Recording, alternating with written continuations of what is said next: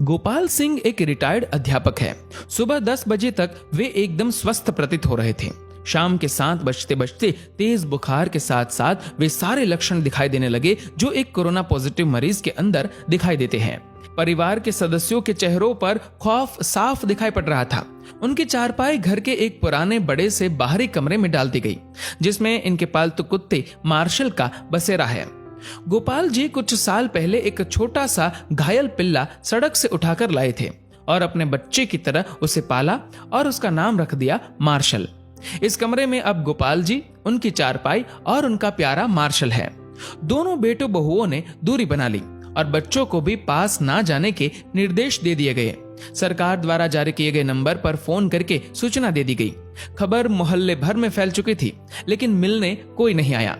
साड़ी के पल्ले से मुंह लपेटे हुए, हाथ में छड़ी लिए पड़ोस की कोई एक बूढ़ी अम्मा आई और गोपाल जी की पत्नी से बोली, अरे कोई इसके पास दूर से खाना ही सरका दो, वे अस्पताल वाले तो इसे भूखा ही ले जाएंगे उठा के।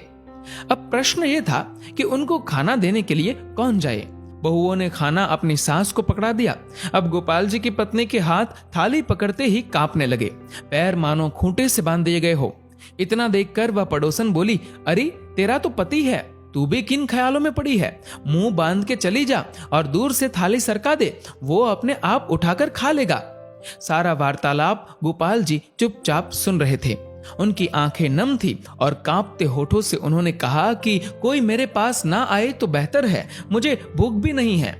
इसी बीच एम्बुलेंस आ जाती है और गोपाल जी को एम्बुलेंस में बैठने के लिए बोला जाता है। गोपाल जी घर के दरवाजे पर आकर एक बार पलटकर अपने घर की तरफ देखते हैं। पोती पोते पहली मंजिल की खिड़की से मास्क लगाए दादा को निहारते हुए और उन बच्चों के पीछे सर पर पल्लू ओढ़े उनकी दोनों बहुएं दिखाई पड़ती है। घर के दरवाजे से हटकर बरामदे पर दोनों बेटे काफी दूर अपनी मां के साथ खड़े थे। विचारों का तूफान गोपाल जी के अंदर उमड़ रहा था। उनकी पोती ने उनकी तरफ हाथ हिलाते हुए टाटा एवं बाय बाय कहा। एक क्षण को उन्हें लगा कि जैसे जिंदगी ने अलविदा कह दिया हो। गोपाल जी की आंखें लबलबा उठी। उन्होंने झुककर अपने घर की दहलीज को चूमा और एम्बुलेंस में जाकर बैठ गए। उनकी पत्नी ने तुरंत पानी से भरी बाल्टी घर की उस दहलीज पर डाल दी जिसको गोपाल जी चूमकर एम्बुलेंस में बैठे थे। इसे तिरस्कार कहो या मजबूरी, लेकिन यह दृश्य देखकर कुत्ता भी रो पड़ा और उसी एम्बुलेंस के पीछे पीछे हो लिया जो गोपाल जी को अस्पताल लेकर जा रही थी। गोपाल जी अस्पताल में 14 दिनों के ऑब्जर्वेशन पीरियड में रहे। दोबारा टेस्ट किया गया तो उनकी रिपोर्ट सामान्य थी। उन्हें पूर्णतः स्वस्थ घोषित करके छुट्टी दे दी गई। जब वह अस्पताल से बाहर निकले तो उनको अस्पताल के गेट पर उनका कुत्ता मार्शल बैठा दिखाई दिया। दोनों एक दूसरे से लिपट गए। एक की आंखों से गंगा तो एक की आंखों से यमुना बहे जा रही थी। जब तक गोपाल जी के बेटों की लंबी गाड़ी उन्हें लेने पहुंचती, तब तक वो अपने कुत्ते को लेकर किसी दूसरी दिशा की ओर निकल चुके थे। उसके बाद वो कभी दिखाई नहीं दिए। आज उनके फोटो के साथ उनकी गुमशुदगी की खबर छपी है।